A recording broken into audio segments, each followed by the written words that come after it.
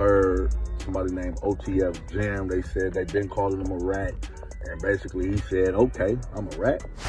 Well, watch this. Two of his own guys sold him out, spilling all the details. To make it worse, two of the people he trusted the most in the industry turned their backs on him when he needed them the most. It's a tough pill to swallow, being let down by those you thought were solid. If you go in there and look at that report, number 4 is a local guy that was dropping Quando's location. I heard Durk was his mama in it. It's not just the people close to Lil Durk who betrayed him. Things are getting even messier. Remember when the mayor gave him the keys to the city as a sign of respect? Well, those same keys have now been taken back, even though Durk hasn't been proven guilty of anything. And if that wasn't bad enough, one of his rivals has been out here snitching on him during interviews, spilling personal details about the OTF boss. The list of people turning their backs on Durk seems to be growing by the day, and some of the names are shocking. Take Lil Reese, for example. He's one of the last successful rappers from Chicago still repping the Black Disciples. When news broke about Durk's arrest, most people thought Reese would show support like other Chicago rappers. But instead, Reese posted a picture of himself in jail while playing Durk's song Love for the Streets. That one post got people talking, with many starting to believe that Durk and Reese aren't on good terms anymore. To make things even messier, Chicago rapper King Yella added fuel to the fire by claiming that the tension between Durk and Reese might be because of a wild rumor. According to Yella, Durk was allegedly involved with Reese's mom and aunt. So far, neither Durk nor Reese has addressed the rumor, but it's definitely got people buzzing. Whether it's true or not, the drama surrounding Durk just keeps piling up. The fallout between Lil Durk and Lil Reese goes deeper than you might think. One major reason for the tension is that Durk reportedly called Reese a snitch after Reese went on a podcast and spilled some private street business. During his interview with Cam Capone, Reese casually mentioned that he and Durk had robbed someone in the past, a detail that wasn't supposed to leave the streets. After the interview dropped, Durk unfollowed Reese on social media, and that move only added more fuel to the rumors of a rift between the two. With both of them facing their share of struggles, you'd expect Reese to have Durk's back, especially with Durk's recent legal troubles, but it seems their beef is still getting in the way of any public support. And let's not forget that Lil Reese has had his own issues to deal with. Back in September, news broke that he was wanted in Texas for a serious crime. The charges came from an alleged incident at a Houston nightclub where he was accused of assaulting his ex-girlfriend. That accusation set off a wave of drama that Reese hasn't been able to shake. Lil Reese has landed himself in serious legal trouble, leaving fans worried about what this means for his future in music. It all started when he was hit with some heavy accusations, but his attorney was quick to step in, firmly denying the claims. Reese made it clear he was ready to fight the charges and clear his name in court. But the drama didn't end there. In July, Reese was arrested in Los Angeles on allegations of misconduct. Details were scarce, but he managed to secure his release with a $100,000 bail. Fans were left on edge, wondering if this was just the beginning of more trouble. Then came October 16th, when things took a turn for the worse. DJ Academics reported that Lil Reese had been arrested again, this time on aggravated assault charges. Court documents shared online revealed just how serious the situation was. If convicted, Reese could be looking at 5 to 10 years behind bars. In the middle of all this chaos, Reese broke his silence on Instagram, posting a heartfelt message in his story. Fans are now left holding their breath, unsure of what's next for the Chicago rapper. One thing's for sure, Reese's legal battles have become a massive cloud over his career, leaving everyone wondering if he'll be able to turn things around. Lil Reese's legal troubles aren't just affecting his career, they're hitting him hard on a personal level too. In an emotional message, he admitted how much it hurts to be away from his family, writing, "Damn, I'm effed to miss my daughters." It's clear he's struggling with how his choices are impacting the people he loves the most. But Reese isn't the only one dealing with betrayal in Chicago's rap scene. After Lil Durk's arrest, Chief Keef's actions had fans talking. Instead of showing support for Durk, Keef dropped a whopping $500,000 on a new chain on the same day Durk was taken into custody. To make things worse, Keef hasn't said a word publicly to back Durk, leaving fans questioning his loyalty. This isn't the first time Chief Keef's behavior has raised eyebrows. When Durk and Sosa had a fallout in the past, Keef chose to buy a dirt bike instead of stepping up to help bail Durk out of jail. Fans haven't forgotten, and now they're wondering again if Keef really has Durk's back or if he's just focused on himself. Lil Durk has earned a lot of respect, not just from his fans, but from the local leaders in his hometown too. Cook County, Illinois decided to recognize his hard work with an amazing ceremony where he was awarded keys to the city, one from Broadview and one from Bellwood. This was a big deal, showing just how much he's done for the communities that shaped him. But just when things seemed to be going great, Durk's legal trouble started to overshadow all his good work. He had even announced in a Facebook post that he signed a partnership with his Neighborhood Heroes Foundation to create kaleidoscope zones in Broadview and Bellwood. The project aimed to help students in those areas by supporting sustainability projects, proving his commitment to improving the neighborhoods he grew up in. While many people praised Durk for his efforts to give back to the community, some couldn't ignore the violent and gang culture often seen in his music. However, Durk has stayed true to his personal growth. He's been clear about his desire to change his lifestyle and focus on positive things. Even with the criticism, Durk is determined to make a lasting impact that goes beyond his past. Over the past few years, especially after converting to Islam, Lil Durk has worked hard to turn his life around. He's made it a priority to give back to his community, and people took notice. He was even honored with keys to the city, a huge sign of respect. But everything changed when he was arrested, and that's when the people who once celebrated him decided to take back those honors. Mayor Katrina Thompson made it clear on Facebook why the city was revoking Durk's keys. While the American justice system says everyone is innocent until proven guilty, she explained that Broadview holds its public figures to a higher standard. Our public partners must reflect the same uncompromising standards demanded by our residents, she wrote. She went on to say that because of Durk's arrest in Florida on serious charges, Broadview was taking back the honorary key it had given him and cutting ties with his youth organization, the Neighborhood Heroes Foundation. As mayor, she said her job was to protect the values and interests of the people who live in Broadview. When Mayor Katrina Thompson decided to revoke Lil Durk's keys to the city, fans weren't happy. Many felt like she was throwing Durk under the bus, making it seem like he was guilty before even stepping into a courtroom. A lot of people thought her decision was more about protecting her own image and distancing herself from any controversy, rather than standing by someone who had worked hard to improve the community. Then, Quando Rondo's reaction to Durk's arrest surprised a lot of people. At first, fans thought his words about Durk were a sign of maturity and growth, but as they listened more carefully, they started to realize that Rondo's message might have been more complicated. It almost seemed like he was throwing Durk under the bus while quietly suggesting that the charges against him could be true. In the wake of Durk's arrest, Quando Rondo released a song called Life Goes On. In it, he shared his decision to leave behind the violence that had shaped his past and turn to religion. The song's message was about breaking the cycle of violence and finding peace.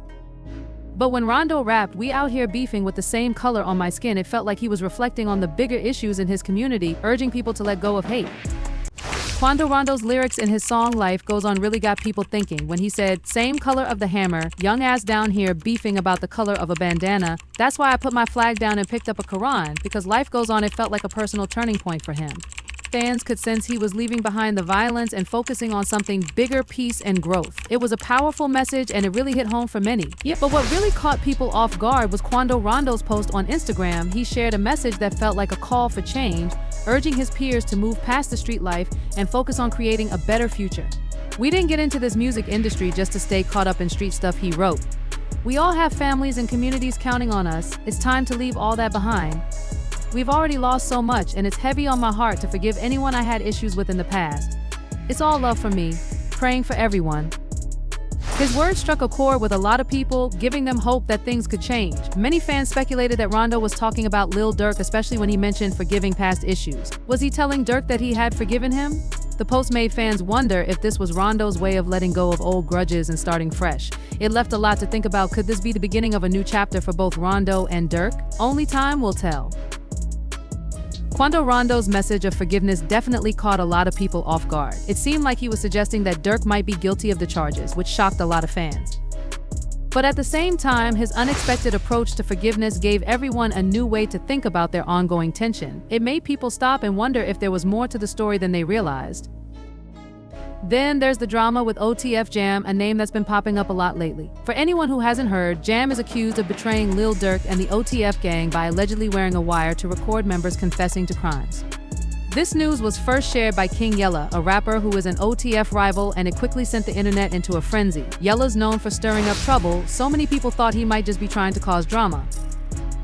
But what a lot of fans didn't know was that OTF Jam didn't stay quiet for long. He took to his social media to set the record straight and deny the accusations. He told everyone to stop calling him a snitch unless they saw his name in official police paperwork. His response changed everything, and it made fans realize that the truth behind these claims wasn't as clear as they thought. OTF Jam, who fans were just getting to know, made it clear he wasn't going to sit back and take the accusations. He took to social media to defend himself, posting "AKA OTF Jam is my artist's real name. Until you see that name on the paperwork, don't at me." He was loud and clear that until there was official proof, people should stop calling him a snitch. But despite his defense, things within OTF were starting to spiral. Not a single member from OTF stepped up to back him, even though everyone was shouting "Free Durk" on social media. Then, things really took a turn when OTF Jam accused Lil Durk of snitching on him. Jam claimed that Durk had thrown him under the bus by mentioning him in a track. He posted a message saying, "Calling me a rat or a snitch, but rappers snitch on themselves all the time." Fans quickly connected his words to Durk's lyrics in the song Back Again, where Durk raps, "Get out that jam, I give him 50, ain't got to ask again." He was catching murders way back then. Jam felt like Durk was indirectly calling him out, using the lyrics to label him as a snitch. Jam opened up about the support Durk had shown him when he was released from prison, sharing that Durk gave him a generous $150,000, a gesture that Jam truly appreciated. But things were taking a turn for the worse, and their relationship was on shaky ground. The problem started when the feds caught wind of Durk's lyrics about Jam being involved in violent acts. The feds immediately started watching him, waiting for any slip-up to put him back behind bars. Jam felt betrayed, saying that the lyrics had been twisted to target him. He took to social media, venting who snitched on who. "He snitched on me on a song, police all up on me after that. Oh, he catching murders, let's get him." Rumors quickly spread that Jam was facing serious charges, possibly related to weapons, and that he could be looking at another long prison sentence. Feeling trapped, Jam wasn't sure where to turn, but there was still one person he believed could help Durk. Despite everything, Jam still had faith in Durk, who had always had his back. Durk supported him while he was locked up, and even after his release, Durk went out of his way to buy Jam a car and help him secure a fresh start.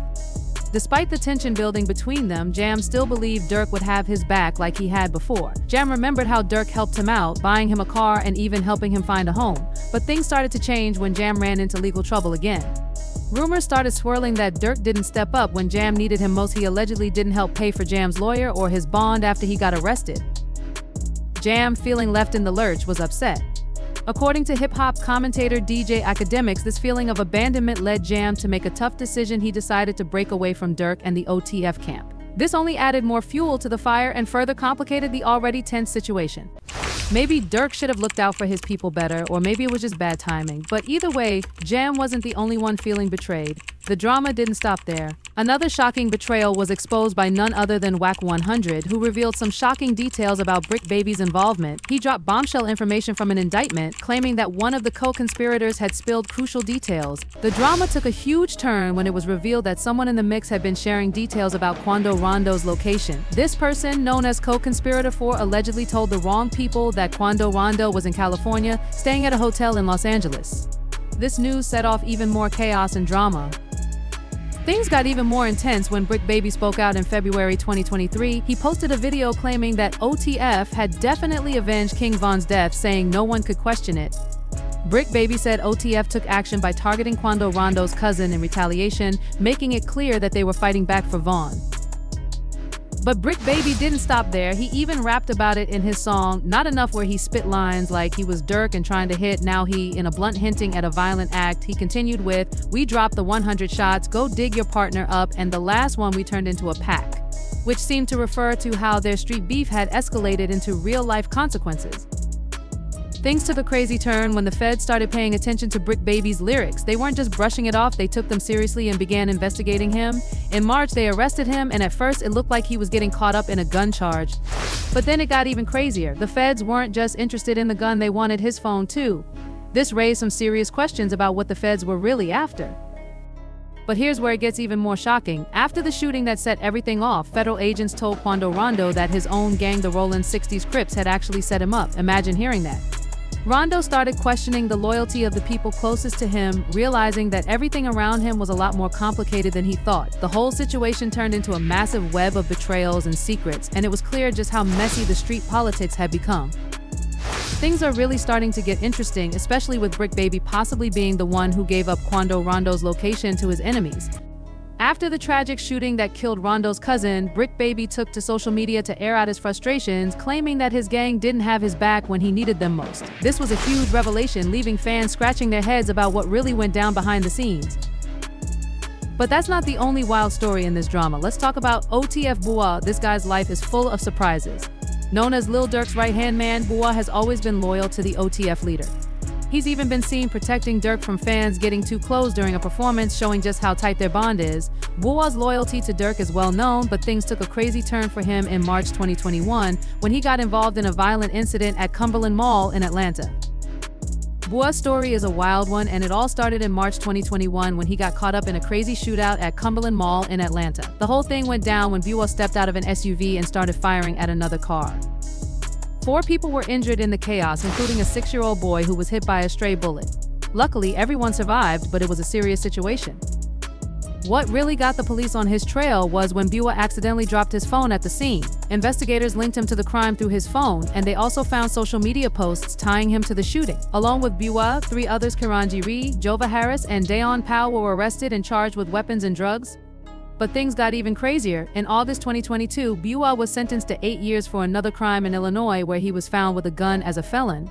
Despite the serious charges, Buwa didn't serve nearly as much time as expected. He was released in November 2023 after only 15 months behind bars, which shocked a lot of people. The sudden release of Buwa has people talking. Was he really trying to make a deal with the feds, or did he betray Lil Durk to get out of jail? People are wondering if he's part of a bigger plan, especially since he still has that Atlanta case hanging over him. Something about it doesn't sit right. But that's not the only shocking story in this drama. FBG Butter, known for stirring up trouble, has been dropping some serious claims about FBG Duck's murder. According to him, Lil Durk may have been involved in the tragic death of FBG Duck.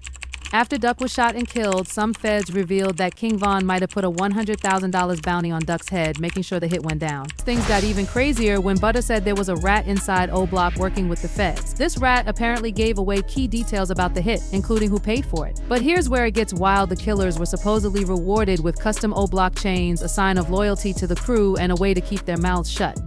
Recently, a video popped up on YouTube showing King Von giving out custom-made chains to O Block members, but FBG Butter has a totally different take on what's really been going on. He doesn't think it was Von who put the hit out on FBG Duck. Butter is convinced it was Lil Durk who actually planned everything and paid the killers. I don't think Von paid those guys, I'm sorry to tell the world, Butter said, throwing shade on what most people believe. He even urged fans to take a closer look at the arrest videos of the suspects because, according to him, the truth might be hiding there.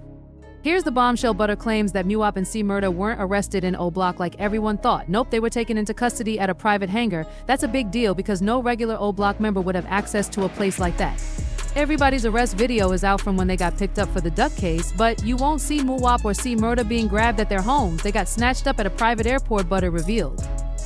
Chartering a private jet isn't something just anyone can afford, and when the arrest happened, King Von had already passed away. So, who could have both the money and the motive to make it happen? It looks like the answer is Lil Durk. As you'd expect, Durk's biggest critic, Charleston White, isn't holding back. He's been using these accusations to call out Durk, saying that there's something fishy going on.